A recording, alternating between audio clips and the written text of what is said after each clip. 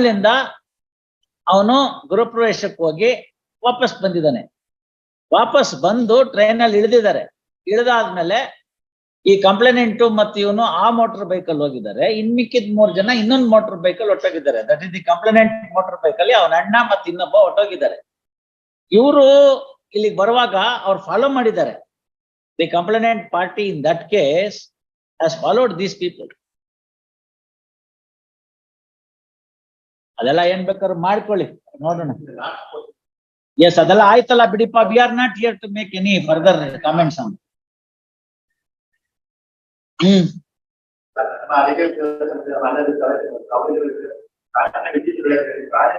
ಅವನ್ ಅವೆಲ್ಲ ಹೇಳ್ತಾನಲ್ಲ, ಇವಾಗ ನಾವ್ ಹೇಳಕ್ಕಿದ್ಯಾ ಅದನ್ನ? ಒಳ್ಳೆ ಚೆನ್ನಾಗ್ ಆಯ್ತಲ್ಲ. ಸಿ ಪಾಯಿಂಟ್ ಈಸ್, ಅವನು 3 ಜನನ ಇವ್ರ ಮೇಲೆ ಹೇಳ್ತಾನೋ, ಇನ್ 6 ಜನದ ಮೇಲೆ ಹೇಳ್ತಾನೋ, ಕೆಲವ್ರಿಗೆ ಹಾಸ್ಟೈಲ್ ಆಗ್ತಾನೋ, ಕೆಲವ್ರಿಗೆ ಮಾತ್ರ ಹೇಳ್ತಾನೋ, ಪೂರ್ತಿ ಎಲ್ಲರ ಮೇಲೂ ಹಾಸ್ಟೈಲ್ ಆಗ್ತಾನೋ, ಅಥವಾ ಪೂರ್ತಿ ಎಲ್ರ ಮೇಲೂ ಹೇಳ್ತಾನೋ? It's all left to the trial court, not for me. Further statement ನೀವು ಹೇಳ್ತೀರಾ ಅಂತಲೇ 162 ಓದಿ ಅಂತ ಹೇಳಿದ್ದು. ಅದಿರ್ಲಿ, ಅದನ್ನ ಸ್ವಲ್ಪ ಪಕ್ಕಕ್ಕೆ ಇಟ್ಬಿಟ್ಟು 162 ಓದಿ. Any further statement could only B under section 161, is it not? Complaint 154 ಅಲ್ಲಿ it can be read into as a corroboration. There is no worry, it's a substantial piece which can be marked, right? So far as further statement is concerned, it could be only under 161 of the CRPC. What is the value of 161 statement is told in 162. Kindly read section 162. ಒಂದೇ ನಿಧಾನಕ್ಕೆ ಹೋಗೋಣ. Statement to the police not to be signed. ಅದರ ಅರ್ಥ ಏನು ಅಂದ್ರೆ, ಪೊಲೀಸ್ನವ್ರ ಮುಂದೆ ಹೇಳಿದ್ದು ಯಾವುದು ಕೂಡ ನನ್ನನ್ನ ಬದ್ಧಪಡಿಸ್ಕೊಳ್ಳೋದಲ್ಲ. ಯಾಕೆಂದ್ರೆ ಪೊಲೀಸ್ನವ್ರು ಇಲಿ ಹೋಯ್ತು ಅಂದ್ರೆ ಹುಲಿ ಹೋಯ್ತು ಅಂತ ಬರ್ಕೋತಾರೆ. ಅವ್ರ ಮುಂದೆ ಹೇಳಿದ್ ಯಾವ್ದು ಲೆಕ್ಕಕ್ಕಿಲ್ಲ ಅಂತ ನಾನಲ್ಲ, CRPC ಬರ್ದಿದ್ ಬ್ರಿಟಿಷ್ರು, ಅವರೇ ಹೇಳ್ಬಿಟ್ಟಿದಾರಲ್ಲ. ನಾವು ಹುಟ್ಟಕ್ ಮುಂಚೆ, ನೀವು ಹುಟ್ಟಕ್ ಮುಂಚೆ. And U C further,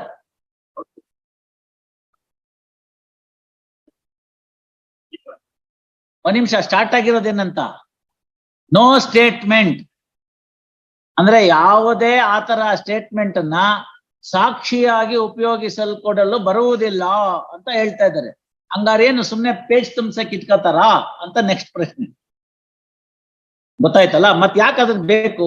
Y such a statement is required ಅಂದ್ರೆ, when you want to impeach the credibility of a particular person, ಗೋಸುಂಬೆ ತರ ಬಣ್ಣ ಬದಲಾಯಿಸಬಹುದಾ? Like a chameleon, can he keep on changing ಈ ಸ್ಟೇಟ್ಮೆಂಟ್ ಅನ್ನೋ ಪ್ರಶ್ನೆ ಬರುತ್ತೆ. ಆಗ 2 ಉದ್ದೇಶದಿಂದ ಒಂದು ಸ್ಟೇಟ್ಮೆಂಟ್ ನ ಬರ್ಕೊಳ್ಬೇಕು. ಅಲ್ಲಿ ಒಂಚೂರು 161 ಓದ್ಬಿಡಿ, ಅಲ್ಲೊಂದು ಬಹಳ ಇಂಪಾರ್ಟೆಂಟ್ ಇದೆ. ಒಂದ್ ನಿಮಿಷ, ಅಲ್ಲೇ ಬೇಕಾಗಿರೋದು. Such person shall be truly. ಹೌದಾ ಇಲ್ವಾ? ನತ್ತೇನ್ ಪುಸ್ತಕ ಇಲ್ಲ, ಎಲ್ಲ ನಿಮ್ಮ ಹತ್ರ ಇದೆ.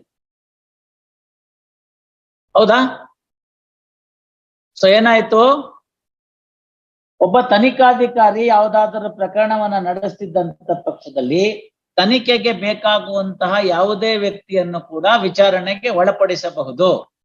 ಹಾಗೆ ವಿಚಾರಣೆಗೆ ಒಳಪಡಿಸಿದಂತಹ ವ್ಯಕ್ತಿ ಆ ಪ್ರಕರಣದ ಬಗ್ಗೆ ತನಗೆ ಗೊತ್ತಿರೋ ವಿಚಾರವನ್ನು, ಸತ್ಯವನ್ನ ನುಡಿಯಬೇಕು ಅಂತ ಇದೆ. ರೈಟ್, ಟ್ರೂಲಿ ಅಂತ ಅದು ಅಲ್ಲಿಗೆ ಬಂತು. ಮುಂದಕ್ಕೆ ಏನ್ ಮಾಡ್ತಾರೆ? ಪ್ರೊವೈಸೋ ಸಂಧವು. ಯಾಕೆ ಮಾಡ್ಕೊತಾ ಇಲ್ಲ? ಆಡಿಯೋ ವಿಡಿಯೋ ಮಾಡ್ಕೊಂಡು ಅವ್ನ್ ಸ್ಟೇಟ್ಮೆಂಟ್ ಹಾಕಿದ್ರೆ ಅವ್ನು ಹೇಳದ್ನೋ ಬಿಟ್ನೋ ಏನಾಗುತ್ತೆ? ಉಮೇಶ್ ಅವ್ರೆ, ನಾನೇನೋ ಹೇಳಿದ್ದೀನಿ. ಒಂದ್ ಸಿಂಪಲ್ ಎಕ್ಸಾಂಪಲ್ ತೆಗೆದುಕೊಳ್ಳೋಣ. ಹಿಂಗ್ ಹೋಗ್ತೀವಿ ಕೋರ್ಟಿಂದ, ಗೋಪಾಲ್ಗೌಡ ಸರ್ಕಲ್ ಅಲ್ಲಿ ಒಂದು ಸಿಗ್ನಲ್ ಇದೆ, ತುಂಬಾ ಜನ ನಿಂತಿರ್ತಾರೆ. ಕುತೂಹಲ, ನಾವು ಹೋಗಿ ಗೆಣಕ್ತಿವಿ. ನೋಡಿದ್ರೆ ನಾನ್ ಬಿದ್ಬಿಟ್ಟಿರ್ತೀನಿ ಅನ್ಕೊಳ್ಳೋಣ. ನೀವು ಅಂದ್ರೆ ಬೇಜಾರ್ ಮಾಡ್ಕೊತೀರಿ, ಅದಕ್ಕೆ ನಾನು ಫುಟ್ಪಾತ್ ಮೇಲೆ ಬಿದ್ಬಿಟ್ಟಿದ್ದೀನಿ ಅಂತ ಅನ್ಕೊಳ್ಳೋಣ. ಅರೆ ಸಾಹೇಬ್ರು ಯಾಕೆ ಬಿದ್ದಿದ್ದಾರೆ ಇಲ್ಲಿ ಅಂತ ನೀವು ಹೋಗಿ ನೋಡ್ತೀರಿ. ನೋಡಿದ್ರೆ ಇಲ್ಲೆಲ್ಲ ರಕ್ತ ಆಗ್ಬಿಟ್ಟಿದೆ, ಇಲ್ಲೊಂದು ಚಾಕು ಹಿಂಗ್ ಸಿಕ್ಕೊಂಡ್ಬಿಟ್ಟಿದೆ. ಅಯ್ಯಯ್ಯೋ ಪಾಪ, ಬೆಳಗ್ಗೆ ತಾನೇ ನಂಗೆ ಆರ್ಡರ್ ಕೊಟ್ರು, ಹಿಂಗಾಗೋಯ್ತಲ್ಲ ಅಂತೇಳಿ ತಕ್ಷಣ ಫೋನ್ ಎಲ್ಲಾರ್ಗು ಬರೀ ಹೇಳ್ತೀರಿ, ಫೋಟೋ ಕರ್ಸ್ತೀರಿ, ಪೊಲೀಸ್ನ ಕರೆಸ್ತೀರಿ. ಏನಾಯ್ತು ಅಂತ ಕೇಳ್ತಾರೆ. ಸರ್ ಹಿಂಗ್ ಬಂದೆ, ಹಿಂಗ್ ಹೋಗೋಣ ಅಂತ ಈ ಕಡೆ ಸಿಟಿ ಸಿವಿಲ್ ಕೋರ್ಟ್ ಟರ್ನ್ ಮಾಡ್ತಾ ಇದ್ದೆ, ಜನ ಎಲ್ಲ ನಿಂತಿದ್ರು, ನಿಲ್ಸ್ ನೋಡ್ದೆ, ಹಿಂಗಿತ್ತು, ಇವ್ರು ನನ್ಗೆ ಯಾರು ಅಂತ ಗೊತ್ತು, ಹಿಂಗ್ ಆಗೋಗ್ಬಿಟ್ಟಿದೆ, ಇನ್ನು ಜೀವ ಇದೆ, ತಕ್ಷಣ ಏನಾರು ಆಂಬುಲೆನ್ಸ್ ಕರ್ಸಿ ಶಿಫ್ಟ್ ಮಾಡಿ. This is all you say. ಸತ್ತೋರು ಸಾಹೇಬ್ರು, ಪೊಲೀಸ್ನವ್ರು ಸಿಕ್ಕಾಪಟ್ಟೆ ರೆಡಿ ಆಗ್ಬಿಡ್ತಾರೆ, ಹೈಕೋರ್ಟ್ ಡೆಡ್ ಸತ್ತೋಗ್ಬಿಟ್ಟಿದ್ದಾರೆ, ಅವ್ರು ಮರ್ಡರ್ ಆಗ್ಬಿಟ್ಟಿದೆ, ಡೇ ಲೈಟ್ ಮಾಡ್ರು, ಅರ್ಧ ಗಂಟೆಗೆ ಒಂದ್ಸತಿ ಟಿವಿಲಿ ಬರ್ತಾ ಇದೆ, ಎಲೆಕ್ಷನ್ ಬೇರೆ ಇದೆ, ಪೊಲೀಸ್ನವ್ರು ಟೆನ್ಷನ್. ಉಮೇಶ್ ಹೆಸರಿನಲ್ಲಿ ಒಂದು ಫರ್ದರ್ ಸ್ಟೇಟ್ಮೆಂಟ್ ಬರ್ಕೊಂಡ್ಬಿಡೋದು, ನಾನು ಇಂಥ ದಿವಸ ಇಂಥ ನ್ಯಾಯಾಲಯದಲ್ಲಿ ಇಂಥ ಬೇಲ್ ಆರ್ಡರ್ನ ಆರ್ಗ್ಯೂ ಮಾಡಿ ಎಲ್ಲ ಮಾಡಿ ಹೋಗಿ ಮನೆಗೆ ಹೋಗುವಾಗ, ಮಧ್ಯಾಹ್ನ ಹೋಗುವಾಗ, ಸಾಯಂಕಾಲ ಹೋಗುವಾಗ ಏನೋ ಒಂದು ಡೇಟ್ ಹಾಕೊಂಡ್ಬಿಡೋ ಟೈಮು. ಅದೆಲ್ಲ ನೀವೇನು ಹೇಳಿಲ್ಲ, ಇವರೇ ಬಂದು ಇಲ್ಲೆಲ್ಲ ಕಲೆಕ್ಟ್ ಮಾಡ್ಬಿಟ್ಟಿದ್ದಾರೆ. ಇಳಿದು ನೋಡಲಾಗಿ ಯಾರಿಗೋ ಒಬ್ಬರಿಗೆ ಬೇಲ್ ಕೊಟ್ಟಿರದ ವ್ಯಕ್ತಿಗಳು ಅವರ ಮೇಲೆ ದ್ವೇಷವನ್ನು ಸಾಧಿಸುತ್ತಾ ಚಾಕುವನ್ನು ರೆಡಿಯಾಗಿ ಹಿಡಿದುಕೊಂಡು ಬಂದು ಅವರು ಮನೆಗೆ ಹೋಗುವುದನ್ನೇ ಕಾಯುತ್ತಾ ನಿಂತಿದ್ದು, ತಕ್ಷಣವೇ ಅಲ್ಲಿ ಸಿಗ್ನಲ್ ನಿಂತಿದ್ದಾಗ ಸಾಹೇಬರು ಕೆಮ್ಮು ಬಂದು ಕಫ ಉಳಲು ಹೊರಗೆ ಹೋದಾಗ ಸಮಯ ಸಾಧಿಸಿ ಎದೆಗೆ ಚುಚ್ಚಿ, ನೀವೆಲ್ಲ ಹೇಳಿದ್ದೀರಾ, ಅವ್ನು ಬರ್ಕೊಂಡಿರ್ತಾನೆ. ಏನ್ ಮಾಡ್ತೀರ ಈಗ? ಏನ್ ಮಾಡ್ತೀರ ಹೇಳಿ? ಬರ್ಕೊಂಡಿರ್ತಾನೆ ಆತರ. ಯಾಕೆಂದ್ರೆ ಸೈನ್ ಹಾಕ್ಬೇಕಾಗಿಲ್ಲ, ಆಡಿಯೋ ವಿಡಿಯೋ ಇಲ್ಲ, ನಾ ಬರ್ಕೊಂಡಿದ್ದೆ ಲಾಭ. I am telling you with a based on a case law. ಇದೆಲ್ಲ ನನ್ನ ಸ್ವಂತದ್ದಲ್ಲ, based on a case law. Honourable supreme court ಅವ್ರು ಕೇಳ್ತಾರೆ, who is turning hostile to whom ಅಂತ. ಹೇಳಿದ ಅರ್ಥ ಆಯ್ತಲ್ಲ? ಬರೆಯೋಣ, ಯಾವ್ದಾದ್ರು ಒಂದು ಒಳ್ಳೆ ಕೇಸ್ ಬಂದ್ರೆ ಕೂತ್ಕೊಂಡು ಬರ್ದು ಕೊಡೋಣ ಅದನ್ನ, ಹಿಂಗಲ್ಲ ಹಿಂಗೆ ಅಂತ. I am just giving an example, right? So these are all things that you are never said. You only said, ಅಯ್ಯೋ ಪಾಪ ಹಿಂಗ್ ಆಗೋಗ್ಬಿಟ್ಟಿದೆ, put the criminal law into motion, set the criminal law into motion. So ನಿಮ್ಮ ಹೆಸರಿನಲ್ಲಿ ಒಂದು further statement ready ಮಾಡ್ಕೊಂಡ್ಬಿಡೋದು, ಯಾರೋ 4 ಜನ ಹಿಡಿದ್ಬಿಟ್ಟು, ಇಲ್ದರೆ ಅವನ್ಗೆ ಅಲ್ಲಿ ಊಟ ಹೊಡಿತಾರಲ್ಲಿ ಹೋಮ್ ಡಿಪಾರ್ಟ್ಮೆಂಟ್, ಏನೋ ಒಂದು ಬರ್ದಾಕ್ರಿ ನೋಡೋಣ. ಅವನೇನ್ ಮಾಡ್ಬೇಕು? ರಿಯಲ್ ಕಲ್ಪ್ರಿಟ್ ಬಿಟ್ಬಿಡೋದು, ಯಾರೋ 4 ಜನ ರೆಡಿ ಮಾಡಿರೋರ್ನ ಹಾಕೊಳ್ಳೋದು, ಅವ್ರಿಗೆ ಲಟ್ಟೆ ತಕೊಂಡು ಹೊಡಿಯೋದು, ಅವ್ನು ವಾಲಂಟ್ರಿ ಸ್ಟೇಟ್ಮೆಂಟ್ ಕೊಡ್ತಾನೆ, ಇವರೇ ಅವೆನ್ಯೂ ರೋಡಿಂದ 2 ಚಾಕು ತಗೊಂಬಂದು ಇಡೋದು, ಅವ್ನಿಗೇನೋ ಒಂದು ಹೇಳೋದು, ಒಂದು ದ್ವೇಷ ಅಂತ ತೋರಿಸೋದು, ಇನ್ನೊಂದು 4 ಜನ ಇದೇ ತರ ಬರ್ಕೊಳ್ಳೋದು, ನಮ್ಮ ಸ್ಟೆನೋಗ್ರಾಫರ್ನ, ನಮ್ಮ ಕೋರ್ಟ್ ಆಫೀಸರ್ನ, ಪ್ಯೂನ್ನ, ಲಾ ಕ್ಲರ್ಕ್ನ ಎಲ್ಲರನ್ನು ವಿಟ್ನೆಸ್ ಆಗಿ ಸೈಟ್ ಮಾಡೋದು, ಹೆಂಡತಿ ಮಕ್ಕಳನ್ನು ಸೈಟ್ ಮಾಡೋದು, PM ರಿಪೋರ್ಟ್ ಆಗೋಯ್ತಲ್ಲ, ಒಂದು ಚಾರ್ಜ್ ಶೀಟು, ಒಂದು FSL ಹಿಂಗ್ ಇಡಿಸ್ಬಿಟ್ಟಿರೋದು, ಬೆಳ್ಳಿನ ಗುರ್ತು ಎಲ್ಲ ಸಿಕ್ಬಿಡ್ತಲ್ಲ, ಸಾಕಲ್ಲ ತಿನ್ನಟ್ಟುಗೆ ಹಾಕಕ್ಕೆ? Is it so difficult? Then what is the value to be attached? ಅಂತ ಸಂದರ್ಭಕ್ಕೆ ಬಂದಾಗ ಅದನ್ನ ಸಾಕ್ಷಿಯಾಗಿ ನೋಡ್ಬೋದಾ ಅಂತ ಕೇಳ್ತಾರೆ. ಅದಕ್ಕೆ 162 ಓದಿ. ನೋ ಸ್ಟೇಟ್ಮೆಂಟ್,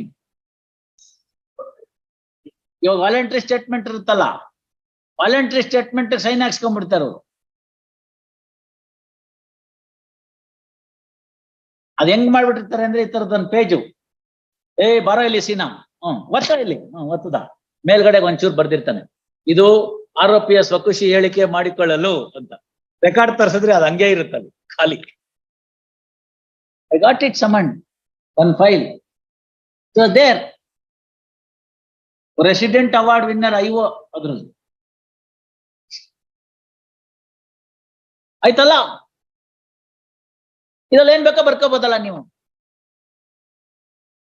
ಮುಂದೆ it should not be signed, contradict ಅಷ್ಟೇ. ಅಂದ್ರೆ previous statement under 145 will continue at 2:30. Let us see.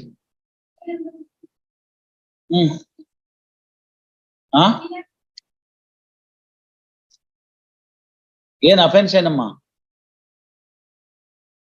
On behalf of Krishna Gowda, time paid. Learned HGP to file objection 17-4.